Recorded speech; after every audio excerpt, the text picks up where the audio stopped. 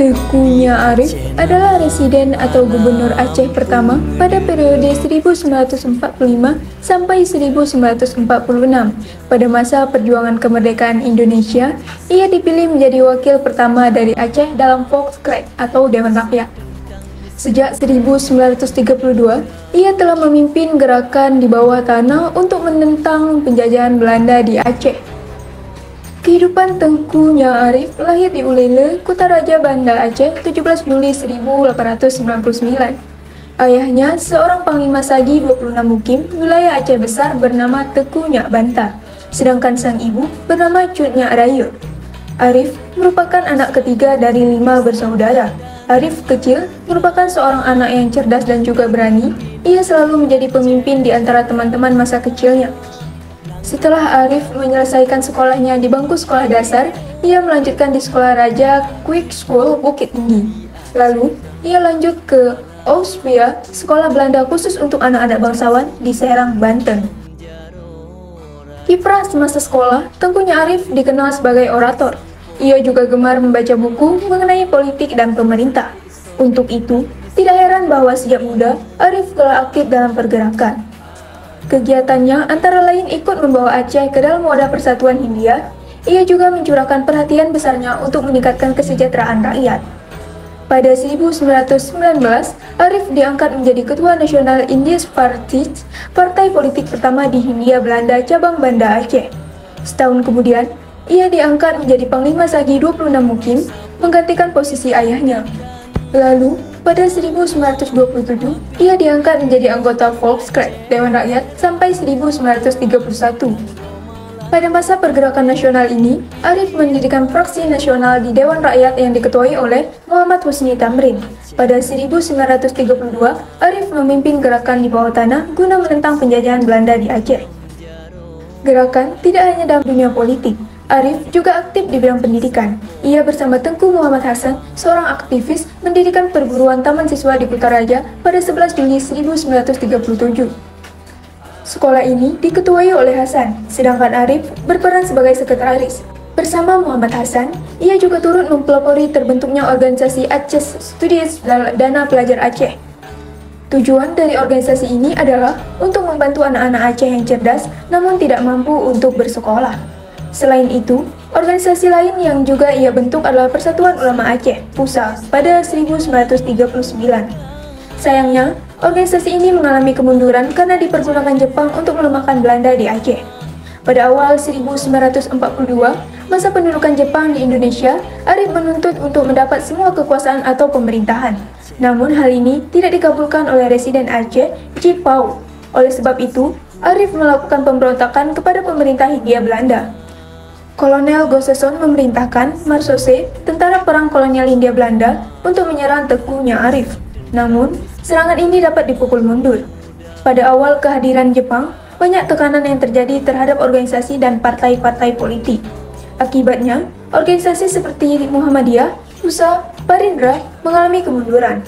Bahkan, sekolah taman siswa juga dibubarkan. Pada 17 November 1943, didirikan Aceh Susasi Kai, Dewan Penasehat Daerah Aceh, untuk menarik simpatik dari para elit serta berbagai kelompok di Aceh. Badan ini dipimpin oleh Teuku Nyak Arif, beranggotakan 30 orang. Sejalan dengan politik yang ingin mendekati rakyat dari semua golongan, pada Juli 1945, para petinggi Jepang menghubungi para tokoh pemuda yang ada di Kutaraja. Jepang pun menegaskan bahwa mereka akan memberi kemerdekaan kepada Indonesia. Oleh sebab itu, para pemuda ini dimintai mengkoordinir mereka sehingga lahir suatu angkatan pemuda yang kuat di Aceh. Pada 14 Agustus 1945, di Aceh Bioskop Kutaraja, diadakan rapat pemuda yang juga bertepatan dengan hari menyerahnya Jepang kepada sekutu.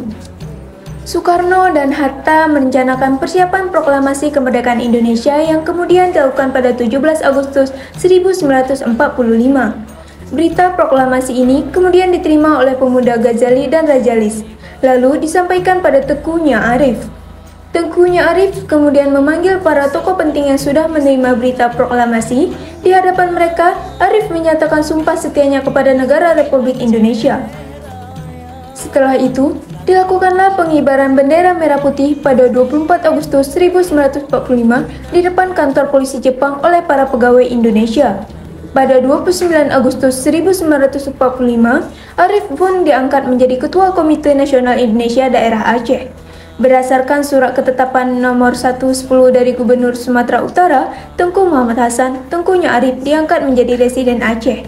Perang Cumbuk pada Oktober 1945, Mayor Konit Bell, utusan sekutu tiba di Kutaraja untuk membahas tentang pendaratan sekutu di Aceh dalam rangka melucuti senjata Jepang serta mengurus tawanan perang. Presiden Tengku Arif pun menolak rencana tersebut.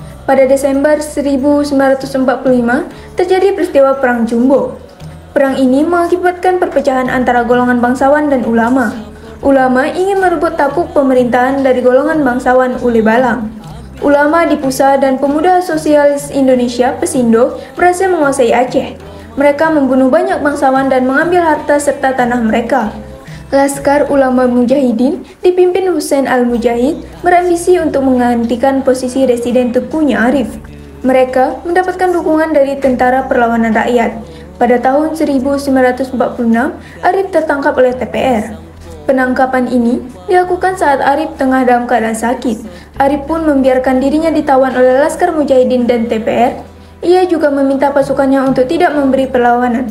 Kemudian, Arif dibawa ke Takengon dan ditahan di sana. Akhir hidup masih dalam kondisi sakit, Arif masih sempat memikirkan nasib tawanan lainnya serta keadaan rakyat Aceh. Tengku Arif menghembuskan napas terakhirnya pada 4 Mei 1946 di Takengon. Jenazahnya pun dibawa ke Kutaraja dan dikebumikan di pemakaman keluarga di Lamreng, Aceh Besar.